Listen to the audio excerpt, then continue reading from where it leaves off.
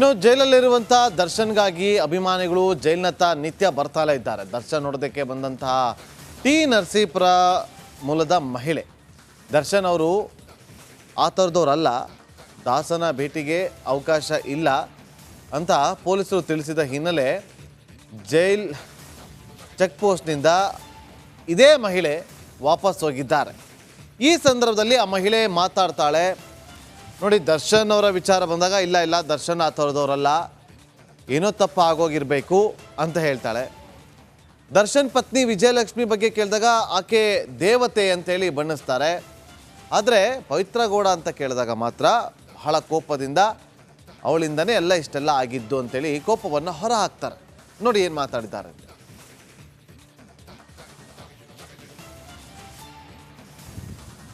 ದರ್ಶನ್ ಅವರನ್ನು ನೋಡೋದಕ್ಕೆ ಮೈಸೂರಿನಿಂದ ಅವರು ಫಾರ್ಮ್ ಹೌಸ್ನಲ್ಲಿ ಕೆಲಸ ಮಾಡ್ತಿದ್ದಂಥ ಮಹಿಳೆ ತುಳಸಿ ಅವರು ಜೈಲ ಹತ್ರ ಬಂದಿದ್ದರು. ಆದರೆ ಇವತ್ತು ಶನಿವಾರ ಆಗಿರೋದ್ರಿಂದಾಗಿ, ಜೊತೆಗೆ ಎರಡನೇ ಶನಿವಾರ ಆಗಿರೋದ್ರಿಂದಾಗಿ ಜೈಲಿನಲ್ಲಿ ಭೇಟಿಗೆ ಅವಕಾಶ ಇಲ್ಲ ಅಂತೇಳಿ ಇಲ್ಲೇನಾದರೂ ಮೊದಲೇ ಕೇಳಿದ್ರ ಫೋನ್ಗೆ ಏನಾದರೂ ಮಾಡಿ? ನಿಮ್ಗೇನೋ ಗೊತ್ತಿತ್ತಾ? ನೀವೇ ಡೈರೆಕ್ಟ್ ಭೇಟಿಗೆ ಬಂದ್ರೆ? ಡೈರೆಕ್ಟಾಗಿ ಬಂದೆ, ಇಲ್ಲಿ ಯಾರನ್ನೂ ಕೇಳಿಲ್ಲ. ಮೊದಲಿಗಿಂತ ಮುಂಚೆ ಅವರು ರೇಣುಕಾ ಸ್ವಾಮಿ ಅವರು ಪಾಪ ತೀರೋಗವ್ರೆ, ಅವ್ರಿಗೆ ನ್ಯಾಯ ಸಿಗಬೇಕು. ಕೊಲೆ ಮಾಡಿರೋ ಯಾರೇ ಆಗಿರಲಿ ಅವ್ರಿಗೆ ಶಿಕ್ಷೆ ಆಗಲೇಬೇಕು. ನಮ್ಮ ಬಾಸಂತೂ ಮಾಡಿಲ್ಲ ಅಂತ ನಾನು ಖಂಡಿತ ಅಂತೀನಿ. ಯಾಕೆ ಅಂದರೆ ಕೆಲವರು ಎಲ್ಲ ಫಿಲಮಲ್ಲಿ ನೋಡೋರೆ, ಇದು ಮಾಡೋರೆ. ನಾವು ಡೈರೆಕ್ಟಾಗಿ ಪಕ್ಕದಿಂದನೇ ನೋಡಿದ್ದೀನಿ. ಆ ರೇಣುಕಾ ಸ್ವಾಮಿ ಹೆಂಡ್ತಿನೂ ಒಂದು ಎಣ್ಣೆ ಪಾಪ, ಅವ್ರಿಗೂ ನ್ಯಾಯ ಸಿಗಬೇಕು. ಅವನಂಥ ಕಾಮಕ ಪ್ರಪಂಚದಲ್ಲಿ ಯಾರೂ ಇಲ್ಲ. ಈ ಅಮ್ಮನಿಂದ ಈ ಥರ ಆಯಿತು.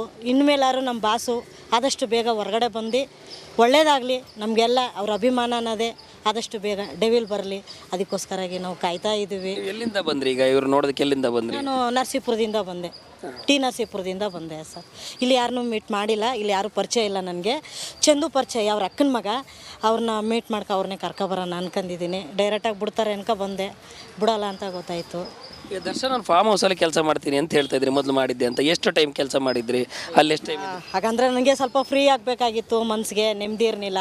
ಅದರಿಂದ ಹೋಯ್ತಾ ಇದ್ದೆ, ಅಲ್ಲಿ ಗೇಟ್ ಹತ್ರ ಕುಂತ್ಕೊತಾ ಇದ್ದೆ, ಅಲ್ಲೆಲ್ಲ ತಿರ್ಗಾಡ್ಕೊಂಡು ಇದು ಮಾಡ್ಕೊಂಡಿದ್ದೆ. ಅವರೇನು ನಮ್ಮನ್ನು ಕೆಲಸದವ್ರು ಅಂತ ನೋಡಿಲ್ಲ, ಸ್ವಂತವ್ರು ಮಕ್ಳ ಥರನೇ. ನನ್ನ ಒಂದು ಫ್ರೆಂಡಲ್ಲಿ ನಾವು ಫ್ರೆಂಡಲ್ಲಿ ಅಂದ್ಕೊಂಡು ಅವರು ತಂಗಿನವರು, ನಾನು ತಂಗಿ ಎಲ್ಲ.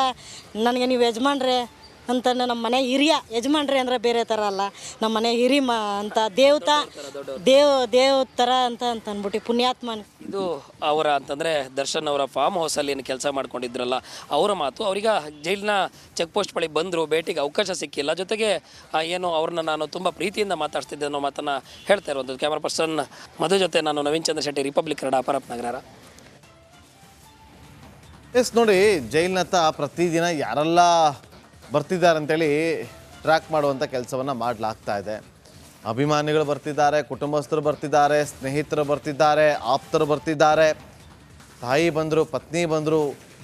ಇದರ ಜೊತೆಲಿ ಒಂದಷ್ಟು ದಿನ ಅವರ ಜೊತೆಯಲ್ಲಿ ಕೆಲಸ ಮಾಡ್ಕೊಂಡಿದ್ದಂಥವ್ರು, ಅವರ ಬಳಿ ಕೆಲಸ ಮಾಡ್ತಿದ್ದಂಥವ್ರು, ಅವ್ರು ಬೇರೆ ಕಡೆ ಕೆಲಸ ಕೊಡಿಸಿದಂಥವ್ರು, ಅವರೆಲ್ಲರೂ ಕೂಡ ಬರ್ತಿದ್ದಾರೆ. ದರ್ಶನ್ ಅವರನ್ನು ಹುಡುಕಿಕೊಂಡು ಪ್ರತಿನಿತ್ಯ ಬರ್ತಿದ್ದಾರೆ. ಆದರೆ ಜೈಲಧಿಕಾರಿಗಳು ಯಾರಿಗೂ ಅನುಮತಿ ಕೊಡೋದಿಲ್ಲ. ಚೆಕ್ ಪೋಸ್ಟ್ನಲ್ಲೇ, ಅಂದರೆ ಒಂದು ಜೈಲಿಗೆ ಎಂಟ್ರಿ ಆಗೋದಕ್ಕೆ ಆ ರಸ್ತೆಯಲ್ಲಿ ಒಂದು ಚೆಕ್ ಪೋಸ್ಟನ್ನು ಮಾಡ್ಕೊಂಡಿದ್ದಾರೆ. ಅಲ್ಲಿ ಎಲ್ಲರನ್ನೂ ಕೂಡ ಚೆಕ್ ಮಾಡಿ ಒಳಗಡೆ ಬಿಡ್ತಾರೆ. ಆ ಚೆಕ್ ಪೋಸ್ಟ್ನಲ್ಲೇ ತಡೆ ಹಿಡಿತಾರೆ, ಎಲ್ಲರನ್ನೂ ಕೂಡ ಅಲ್ಲಿಂದ ವಾಪಸ್ ಕಳಿಸ್ತಾರೆ. ಅದೇ ರೀತಿಯಾಗಿ ಈಗಲೂ ಕೂಡ ಇಲ್ಲಿ ಮಹಿಳೆಯನ್ನು ಕಳಿಸಿದ್ದಾರೆ. ಈಕೆ ಫಾರ್ಮ್ ಹೌಸ್ನಲ್ಲಿ, ದರ್ಶನ್ ಅವರ ಫಾರ್ಮ್ ಹೌಸ್ನಲ್ಲಿ 1 ವರ್ಷ ಕೆಲಸ ಮಾಡಿದ್ರಂತೆ. ಮತ್ತಷ್ಟು ಮಾಹಿತಿಯನ್ನು ಕೊಡೋದಕ್ಕೆ ನಮ್ಮ ಕ್ರೈಮ್ ರಿಪೋರ್ಟರ್ ಧ್ರುವ ಈಗ ಲೈವ್ನಲ್ಲಿ ಜಾಯ್ನ್ ಆಗಿದೆ. ಧ್ರುವ, ಈಗ ಜೈಲಿನಲ್ಲಿ ದಿನದಿಂದ ದಿನಕ್ಕೆ ಬದಲಾಗ್ತಾ ಇದ್ದಾರೆ ಅನ್ನುವ ಸುದ್ದಿ ನಿಜನಾ ಇದು ಧ್ರುವ? ನಾಗೇಂದ್ರ, ಈ ಒಂದು ಸುದ್ದಿ ನಿಜವಾಗ್ಲೂ ಹೌದು. ಅಂದರೆ ದರ್ಶನ್ ಅವರ ಜೀವನ ಶೈಲಿನೇ ನಿಧಾನಕ್ಕೆ ಬದಲಾಗ್ತಾ ಇದೆಯಾ ಅಂತ. ದರ್ಶನ್ ಅವ್ರದ್ದು ಹಿಂದಿನ ಲೈಫ್ ಸ್ಟೈಲ್, ಅಂದರೆ ಈ ರೇಣುಕಾ ಸ್ವಾಮಿ ಹತ್ಯೆ ಕೇಸ್ಗೂ ಹಿಂದೆ ದರ್ಶನ್ ಯಾವ ರೀತಿ ಇದ್ರು ಅಂದರೆ, ಅವರು ಪ್ರತಿನಿತ್ಯ ಕೂಡ ವರ್ಕೌಟನ್ನು ಮಾಡ್ತಾ ಇದ್ರು. ಅದಲ್ಲದೆ ತಮ್ಮ ಅಭಿಮಾನಿಗಳ ಜೊತೆ, ಫ್ಯಾನ್ಸ್ಗಳ ಜೊತೆ ಓಡಾಟವನ್ನು ನಡೆಸ್ತಾ ಇದ್ರು.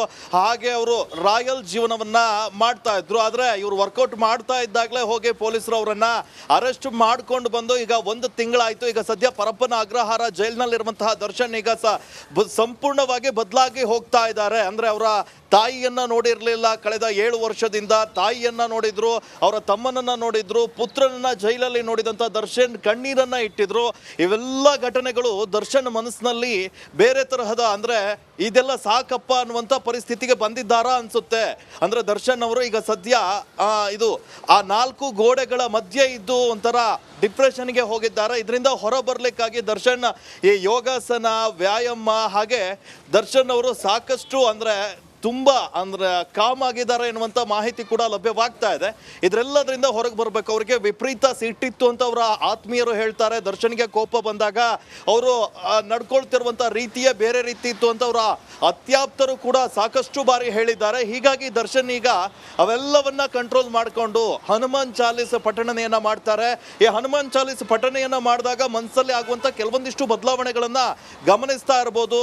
ಅದಾದ ನಂತರ ಕೆಲವೊಂದಿಷ್ಟು ವಿವೇಕಾನಂದರ ಜೀವನ ಚರಿತ್ರೆ, ಮಹಾನ್ ಪುರುಷರ ಪುಸ್ತಕಗಳನ್ನ ಓದ್ತಾ ಇದ್ದಾರೆ. ಜೈಲಿನ ಲೈಬ್ರರಿಯಿಂದ ಪುಸ್ತಕವನ್ನ ತರಿಸ್ಕೊಳ್ತಾ ಇದ್ದಾರೆ. ಆದ್ರೆ ಅವರ ಪತ್ನಿ ಅವರನ್ನ ಮೀಟ್ ಮಾಡಕ್ ಬರ್ತಾರಲ್ಲ, ಅವರು ಕೂಡ ಕೆಲವೊಂದಿಷ್ಟು ಪುಸ್ತಕವನ್ನ ತಂದು ಕೊಟ್ಟಿದ್ದಾರೆ ಎನ್ನುವಂತ ಮಾಹಿತಿ ಇದೆ. ಇವೆಲ್ಲ ಬೆಳವಣಿಗೆಗಳನ್ನ ನೋಡಿದ್ರೆ ದರ್ಶನ್ ಈ ಪ್ರಕರಣದ ನಂತರ ಬದಲಾಗಿ ಹೋಗ್ತಾರ. ಸಾಕಷ್ಟು ಜನ ರಿಪಬ್ಲಿಕ್ ಕನ್ನಡದ ಜೊತೆ ಮಾತಾಡ್ತಾ ಇರಬೇಕಾದ್ರೆ ಚಿತ್ರರಂಗದ ಹಿರಿಯ ನಟರು ಕೂಡ ಹೇಳ್ತಾ ಇದ್ರು ದರ್ಶನ್ ಅವರು ಇದಾದ ನಂತರ ಬದಲಾಗಬೇಕು ಅಂತ.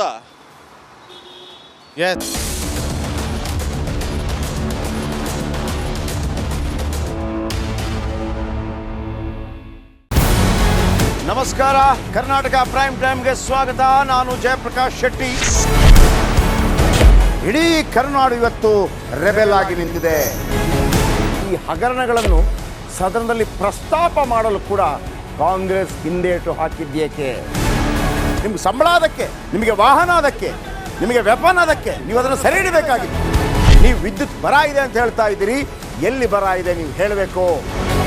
ಪಾಕಿಸ್ತಾನ್ ಆಕ್ಯುಪೈಡ್ ಕಾಶ್ಮೀರ್ ಅದು ಎಂದೆಂದಿಗೂ ನಮ್ಮದು. 40 ಮೆಷಿನ್ಗಳು ತಂದಿತ್ತು ನೋಟ್ ಎಣಿಸುವುದಕ್ಕೆ, ಅದೇ ಹಾಳಾಯಿತು. ಮಥುರಾದ ಗಲಾಟೆ ಇದೆಯಲ್ಲ, ಅದು ಸ್ಥಳೀಯವಾಗಿ ಕೂತು ಪರಿಹರಿಸಬಹುದಾದಂಥ ಕಾನೂನಿದೆ.